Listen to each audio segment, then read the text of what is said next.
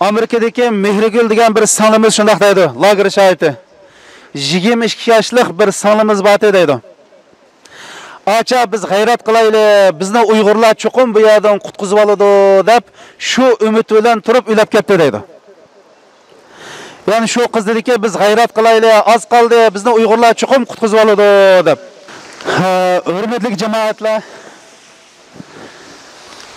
Allah subhanahu va taolaning fazli bilan siz bizni ash vatanda ovozi bo'g'ilgan, erkinligi asir ilingan,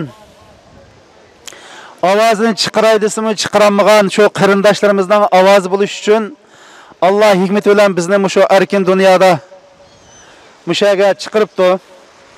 Hamda vatandagi ahvolni hammamiz bilamiz. Vatanda bo'layotgan fashist Xitoylarning Sharq Turkiston xalqiga qanchalik zulm qilganlarni til bilan tasvirlashga til ojiz keladi. Qalam bilan yozishga qalam ojiz keladi. Bir kun burun shu 8 lager shohidi o'zining lagerdagi hayotlarini so'zlab bergan bir yig'inga qatnashib qoldik. Amerikadagi Mehrigul degan bir singlimiz shunday deydi, lager shohidi. 22 yoshlik bir singlimiz bor deydi. Acha biz g'ayrat qilaylik, bizni Uyg'urlar chuqur bu yerdan qutqizib oladi deb shu umid bilan turib ulab ketdi deydi. Yani shu qiz dediki biz g'ayrat qilaylik, az qoldi, bizni Uyg'urlar chuqur qutqizib oladi deb. Demak, ular Allah subhanahu va taoladan qilib qolsa, bizdan umid kutadi qarindoshlar. Bizning vazifamiz, yani biz bir musulmon bo'larak, bir inson bo'lish sifatimiz bilan, musulmon bo'lish sifatimiz bilan qo'limizdan nima kelsa shuni qilish.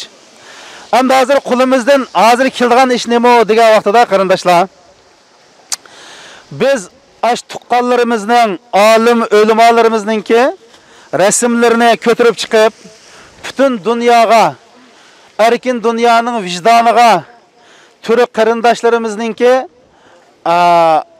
qarindoshligiga xitob qilib va butun dunyoga shu qarindoshlarimizning zulmimizni anglatamiz. Buning chuqur natijasi bo'ldi qarindoshlar. Buning uchun shunda jafo tortamiz, shunda sovuqlar turamiz. Sizlar o'qigansizlar, men shu Stalin degan mal'unninki, Stalinning hikoyasini o'qidim. Stalin shu Sovet ittifoqini qurish uchun 2 qatim Sibiriyaga palindi ekan. 1500 kilometr yo'lni piyoda minib qochdi ekan, bu 2 qatim shu yerdan qochdi ekan. Bir muxbir kelib, "Sening hayotingdagi eng og'ir kun nima?" desa, "Yanchig'imdagi barliq mol-mulkimni shu partiyaga berib o'tib, ayolimni davolatolmay, ayolim shu ko'z oldimda o'lib ketgan kun mening eng ichinishli og'ir kunim" deb ekan. Ana biz shu o'zimizningki erkinlik davoida bunchilik so'g'oq, bunchilik ishlarga chidab, o'zimizning ruhini, o'zimizning ma'naviyatini chuqur tavlishimiz kerak. Ham bu qatimqi harakatda hammamiz bilamiz, BBC'da chiqqan fojialik xabar, och singillarimizga sistemlik tajovuz. Mushu sababli biz chiqqan bo'ldik. Ammo bu chiqish ta biz shu maqsad qilgan fashist lagerini taqashdan iborat. Bu nishon qalbini qilib chiqdik. Ammo shu taqalmig'icha biz ko'chalardan qat'iy kirmaymiz degan iroda bilan chiqdik qarindoshlar.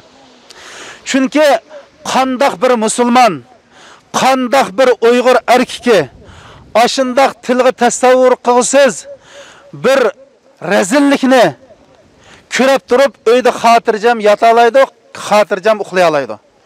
Shuning uchun bizga bu yerda turma, uyingga kirkat degan odamlarga deyishimiz kerak. Sening och singillaring mushkuni uchrab qolsa, sen yotamding, uy kirkitamding deyishimiz kerak qarindoshlar. Hozir shu ko'chalarga chiqayotgan, shu och singillarimizning davosini qilayotganlar biz ortiq chiqmaymiz. Faqat bulg'angan obro'yimizni, yer bilan yaksangan shon sharfimizni oqlash uchun tirishyapmiz xolos. Shuning uchun qarindoshlarimizninki shu uzun muddatlik shu safarga davomli turishimizga, bizga kelgan chaqda musulmonlarning musulmondoshlig'i to'xtab tugab qolyapti. Bizga kelgan vaqtida qarindoshlarimizning qarindoshligi tugab qolyapti. Endi bizga kelgan vaqtda insonlarning insonlik tugab qolishiga men ishonmayman. Biz o'ygansak qarindoshlar, biz davoyimizni insoniyatga davomli anglatsak, chuqum dunyoda haqqoniyatni suydigan, musulmonlikni suydigan va turklikni suydigan insonlar chuqum chiqadi. Ammo biz to'xtab qolmasak chiqadi qarindoshlar. Biz o'ygansak chuqum dunyo uyg'undi. Bu Xitoy fashistlarininki bizga ham emas, Türk dunyosiga, islom dunyosiga bir baloyofat ekanligini, bularning zihniyatida faqat Xitoy parastlik, Xitoyninki faqat dunyoga ega bo'lish, ularninki ojizlar o'lib kuchliklar yashash deydigan ideyasininki naqadar dunyoga bir xatarlik ideya ekanligini biz mush ovozimiz bilan chuqum anglitimiz qarindoshlar. Biz mushundaq ojiz-sing'illarimizning davosini qilish orqali mana mush suvoqlarda tavlanamiz. İnşallah dünyadaki başka g'arb dunyosida yashayotgan qarindoshlarimiz mo hozir chiqish uchun xabarlarni qilyapti. Biz dushanba kunidan boshlab chiqamiz deb. Bütün Uyg'urlar ko'chaga to'kilamiz. Ta insonlar uyg'onib bizning ovozimizga ovoz qo'shquchilik to'kilamiz qarindoshlar. Ya bu dunyodan shahid holatda beshimizni ko'tarib Allohning oldiga ketamiz, ya bo'lmasa ash qarindoshlarni qutqizamiz. Ammo uyda jim yatsak qarindoshlar hech narsa o'zgarib qolmaydi. Uyda jim tursak hech narsa o'zgarib qolmaydi.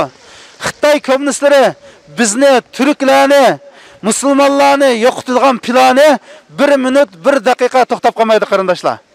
Shuning uchun bizning bu qatimqi harakatimizning asos mohiyati insonlik xitob qilish, qarindoshlik xitob qilish, musulmondochilik xitob qilish qarindoshlar.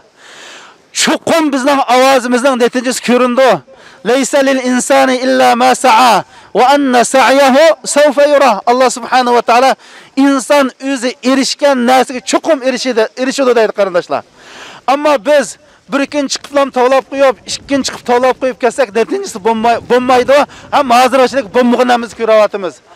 Ammo kishilarga biz o'zimizning samimiyatini, bu qatimqi harakatimizning izchil davom qilganligini, dünya tinchligining, Uyg'urlarning tinch amolligi, dunyo tinchligining bir qismi ekanligini, Uyg'urlar xotirjam yashasa, dunyo xalqim xotirjam yashaydiganligini, agar biz xotirjam yashashamasak, hech kim xotirjam bo'lmaydiganligini dunyoga bildirishimiz kerak qarindoshlar. Alloh subhanahu va taolo hammalarning kim chiqqan qadamlarga ajrimaz ato qilsin va bu yo'ldan qarindoshlar qat'iy yanmaymiz.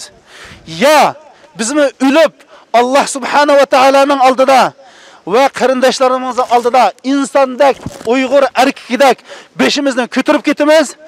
Ammo bu nomusni, bu bizning izzat obro'yimizning dafsanda qilishini bilib turib, yeni yap ichib bu dunyodan ketishga hech qanday bir Uyg'ur rozi bo'lmaymiz.